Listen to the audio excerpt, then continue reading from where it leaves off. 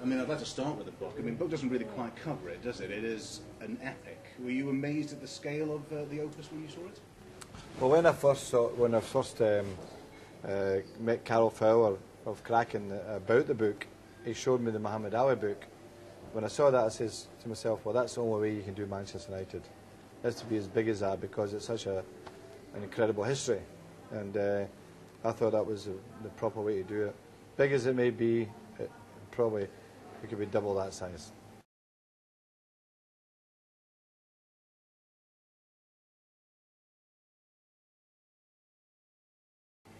Did it bring back any memories for you, things that you maybe have forgotten about? Well, there's some pictures I've never seen before, and that's what sort of caught my attention when I watched it. I looked at it for the first time when it's finished, the completed version, because sometimes a picture can tell you everything, you know. And I was quite surprised at seeing some of the pictures, and I said, why have I never seen these pictures before? So your interest is, you know, immediately focused right into the next page and the next page, and of course you could spend a couple of hours looking through it. But there's one particular photograph I think it's fantastic, and I mentioned the press conference, Eric Cantona scoring against Liverpool in the FA Cup final, and he runs towards the fans, and it's just a disabled section of the supporters, because there's a little lad in his wheelchair used to come watch us every week, little Nigel, and he's there, and the delight in his face is fantastic. And I've never seen it before. I've maybe seen a photograph and actually not noticed about the little young Nigel there. His father used to drive him up from Wales every week and that, you know, so I think that's a fantastic photograph and it sticks in my memory now.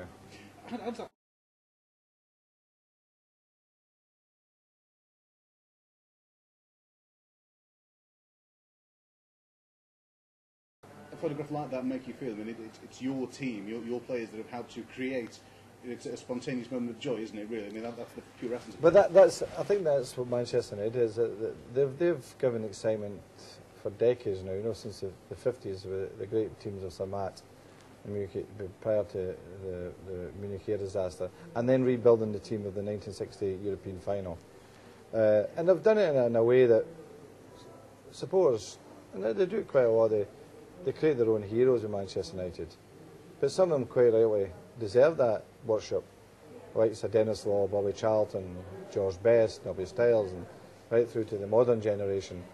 And that excitement is only emphasised when I see that photograph of little Nigel, sitting, you know, in that wheelchair of his, getting the joy of watching Manchester in a cup final scoring. And I think that joy is mirrored right through all the fan base we have.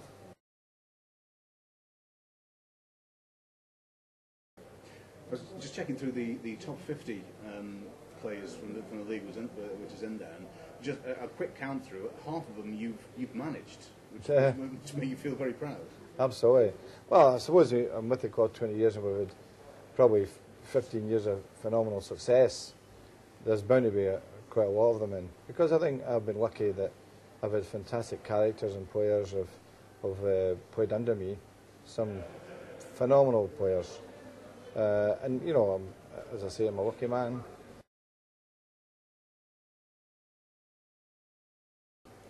And some of those players, Van Nistelrooy, David Beckham, I mean, players that have moved on, the team has constantly evolved. How difficult is it always to keep up and always find the motivation to rejuvenate a side?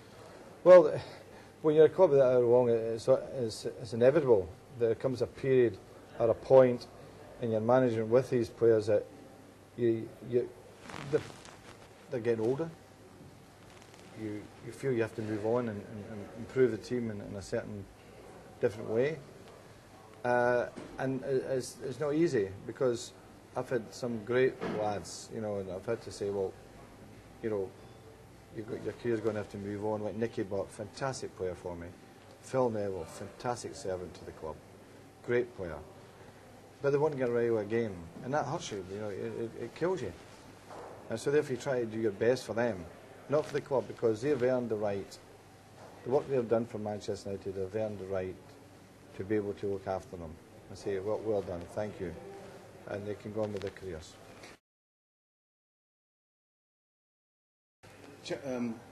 hesitate to say, but Chelsea manager Jose Mourinho last week was talking about like a Chelsea B team. You know, you can put the logistics and the political arguments aside. You're bringing players through. You want players taught your way, the Manchester United way. Is there maybe a case? Well, I read what he was saying, and the journalist says, would you be happy for, you know, when they were talking about playing in the Spanish League? You know, teams are doing the Spanish League. I says, that's a good idea, you go to Spain. best idea I've heard for a while. But no, what we do is a bit different. We loan players out. I have 15 players on loan this year, you know. I have 6 at Antwerp in Belgium. I've got 1 in Holland in Nijmegen. I've got 1 in Brøndby in Denmark. I've got 1 at Watford, 1 at Everton, got 1 at Colchester, I've got 1 at Newcastle, I've got 2 Rangers up in Scotland, and you know, but that way they get an experience of playing first team football, because reserve football today is all for young players. So therefore we do it that way, and then hopefully they come back to as better players, ready to challenge for the first team squad place. I think you've got a Chinese player at Antwerp. Yes. Dongfang Zhu. Dongfang Zhu is at Antwerp. We've now got the work permit for him. He'll join us in January. Fantastic athlete, strong, quick, good attitude. He's improving all the time. I think when he comes to us, he's been at Antwerp now 2.5 years, 3 years now. So we've managed to get the proper qualification for him to join us. And I'm looking forward to seeing him. He's only 21, you know, he's got a good future, the boy, I hope. How do you keep track with players like that? Do you get regular updates from the clubs? We have 2 coaches in Antwerp, 2 of our own coaches look after our own players, but also do the work with the team also.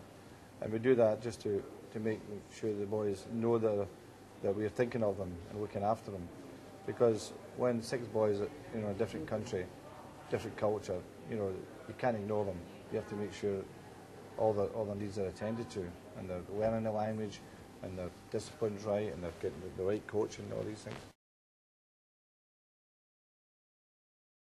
I suppose that's a sign of the changing game, isn't it? It's a truly global game now. Who'd have thought a few years ago you'd be looking for footballers, young footballers, not even, you know, developing footballers as far away as China? Exactly. I think it's a good thing, because for Manchester United, whose fan base stretches as far away as China. You know, we have many fans in China and in the Far East, Japan and Taiwan, Malaysia, Korea. I mean, our fan base is enormous over there. And every time we go there, you can't get out the tell. It's just absolutely mobbed with supporters. But it's good for the players, because it tells them exactly how much they're appreciated by fans from all over the world.